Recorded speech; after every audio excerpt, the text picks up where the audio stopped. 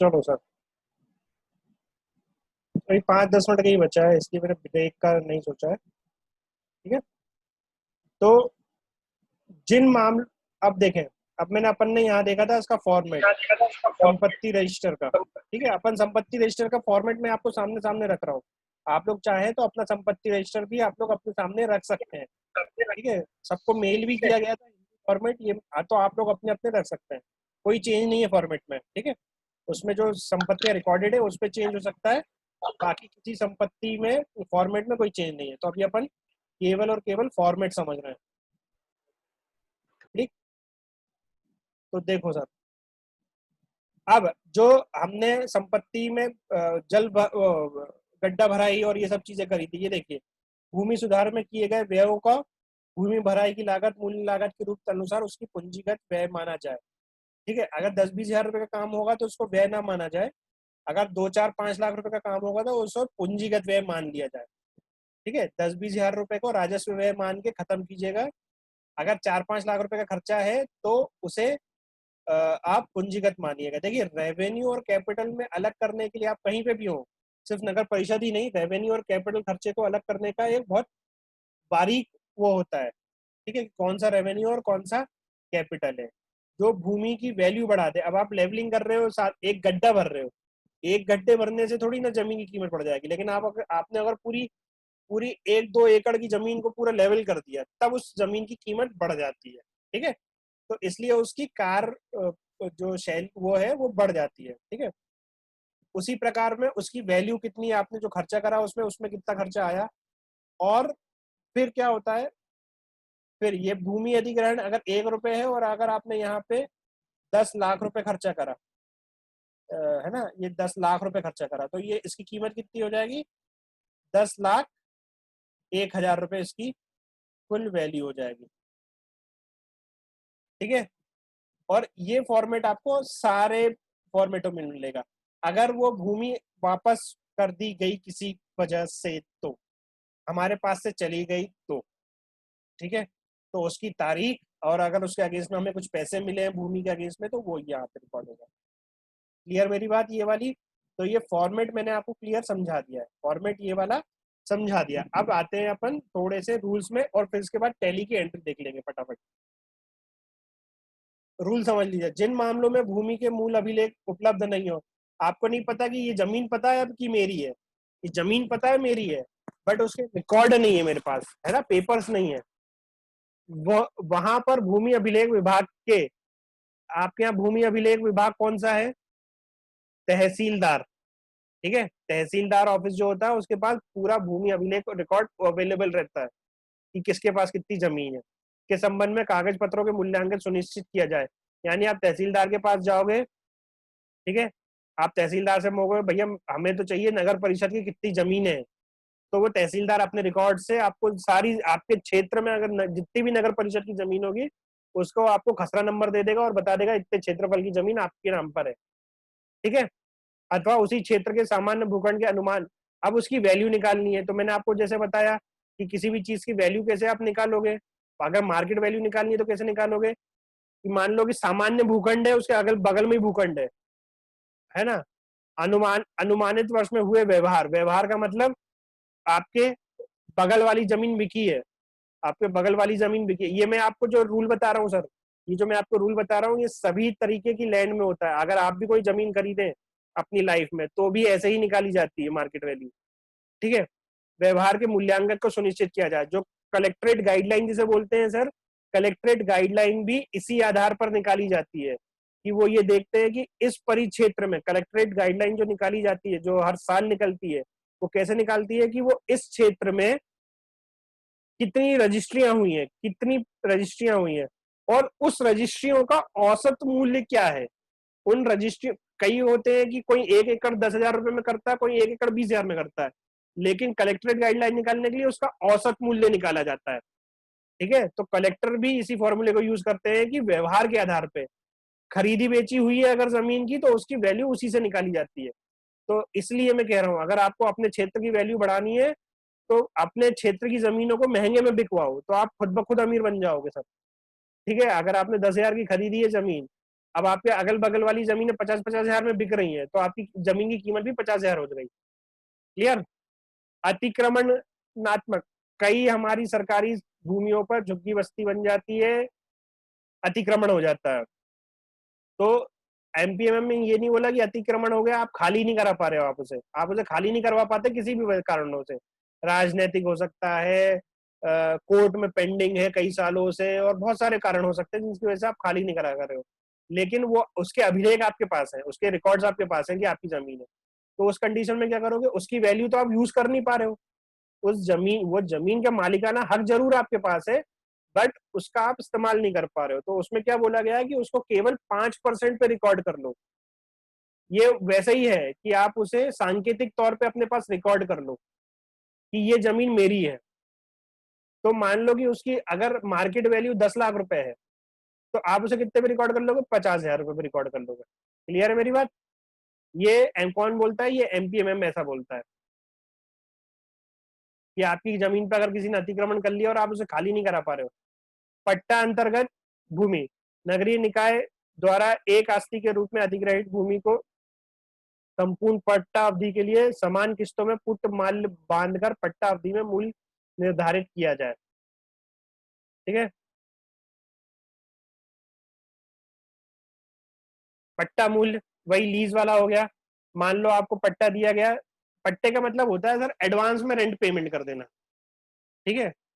राज्य सरकार ने आपको 10 साल के लिए कोई पट्टे पर जमीन दी कि भैया ये 10 साल के लिए मैं जमीन, ये ऐसे तो 10 साल के लिए नहीं देता, जब भी देता है वो 30 साल के लिए देता है। 30 साल के लिए आपको पट्टे पे जमीन दी और बोला कि इसकी कीमत मुझे 30 लाख रुपए चाहिए। इसकी कीमत कितनी चाहिए मुझे, 30 लाख रुपए। तो आपके लिए उस जमीन की कीमत कितनी हो गई, 30 लाख रुपए। परंतु 30 साल बाद उस जमीन की कीमत कितनी हो जाएगी आपके लिए, जीरो, और आपको वो सरकार को वापस करना है। तो इस पर आपको क्या लगाना है, जो किराया है इस पे हम डेप्रिसिएशन नहीं लगा रहे हैं सर, क्योंकि ये पट्टा होता है। पट्टा कहने का मतलब एक तरह का किराया, सरकार एक तरह से आपसे किराया लेती है। तो वो जो पट्टा होता है उसके तहत अगर कोई जमीन हमें मिली होती है, उसका जो पट्टे का किराया होता है वार्षिक, वार्षिक कैसे निकालेंगे, हम निकालेंगे कुल पट्टा राशि डिवाइडेड बाय कुल पट्टे का वर्ष, कितने वर्षों के लिए पट्टा है। तो जैसे 30 लाख रुपए कुल पट्टा राशि है, ठीक है, और वर्ष है 30 साल, तो हर वर्ष जो है 1 लाख रुपए आप पट्टे राशि के नाम डेबिट करोगे, अपनी हानियां बुक करोगे। ठीक है।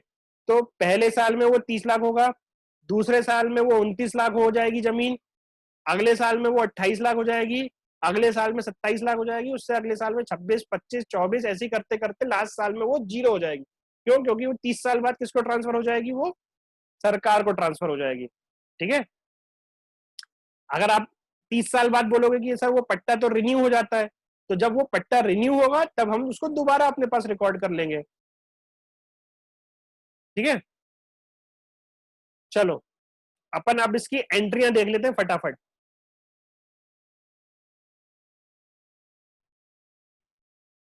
सबसे पहला ट्रांजेक्शन मैंने आपको बताया था, अगर आप जमीन खरीदते हैं, अगर आप जमीन खरीदते हैं किसी पर्सनल व्यक्ति से, ठीक है, तो आप उस पर्सनल व्यक्ति का नाम से आपका वाउचर बनेगा।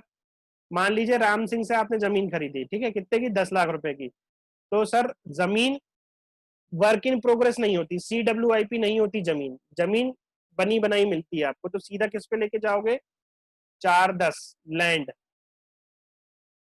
ठीक है, 410 लैंड में लेके जाओगे आप।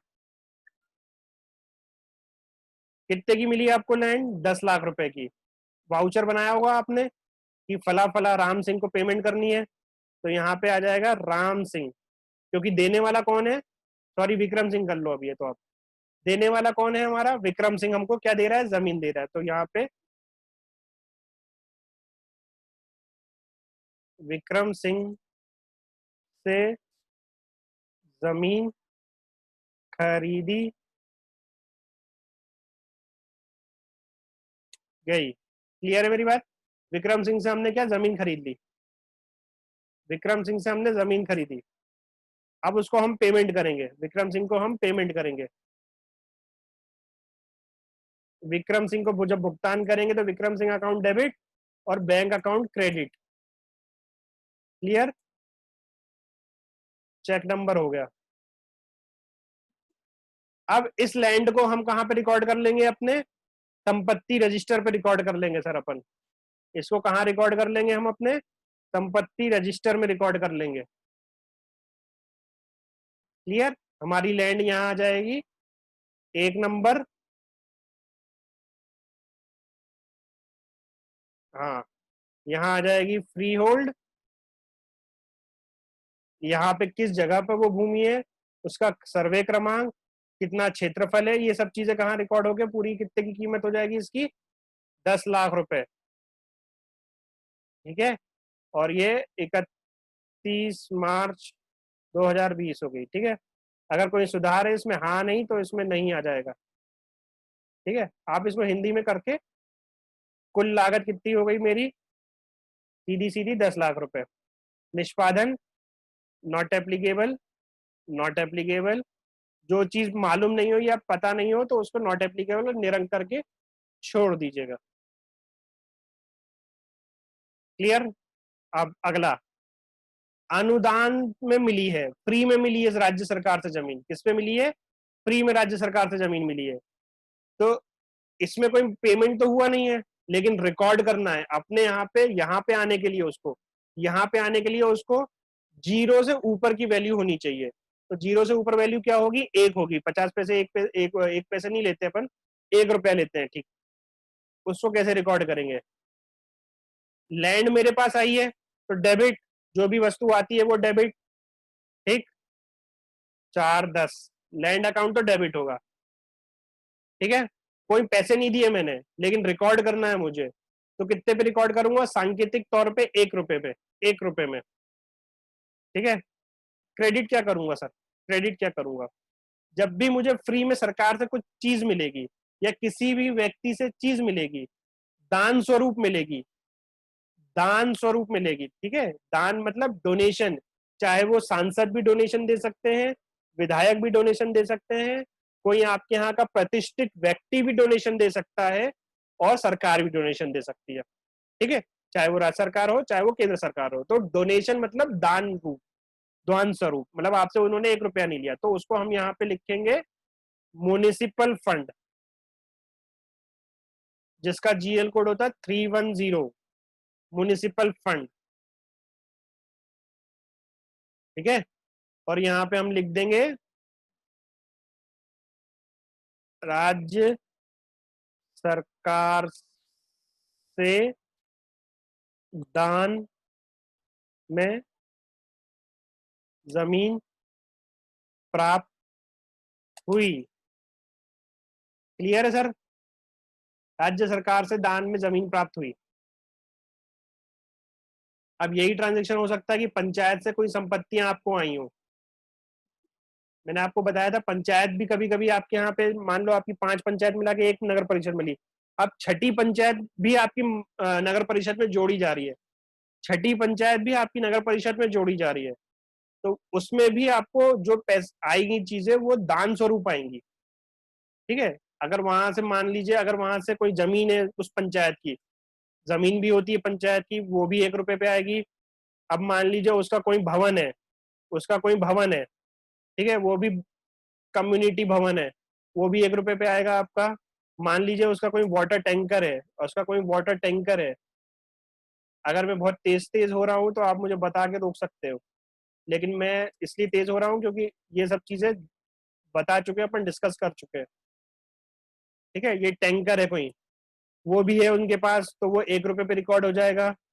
उनके पास कोई फैन है, फैन मिला है, उनके ऑफिस में फैन लगा था, तो हमने फैन का भी रिकॉर्ड कर लेंगे अपने पास 1 रुपए पे। जितना बचेगा वो म्युनिसिपल फंड में आ जाएगा। क्यों? क्योंकि दान स्वरूप हमको, अब यहाँ पे हम लिख देंगे पंचायत से प्राप्त। ये फ्यूचर में के लिए बता रहा हूं मैं आपको कि फ्यूचर में भी आपकी जो एंट्रीज हैं वो ऐसी आ सकती हैं, आपको फ्यूचर में भी आपको ऐसी एंट्रीज आ सकती हैं।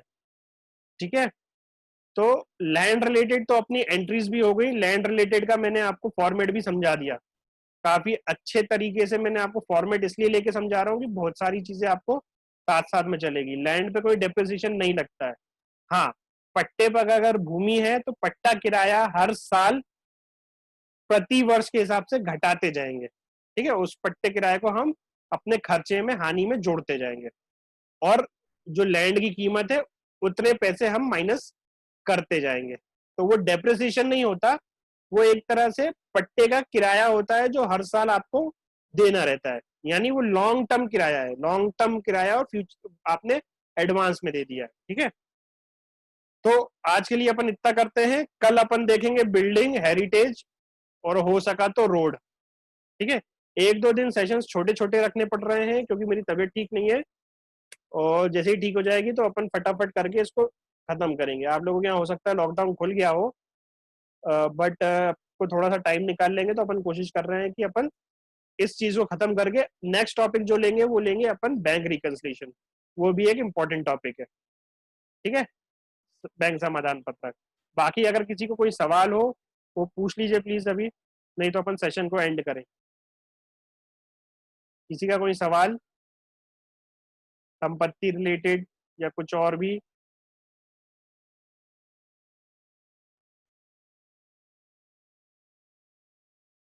नहीं है, चलिए अपन एंड करते हैं। कल 2:30 बजे अपन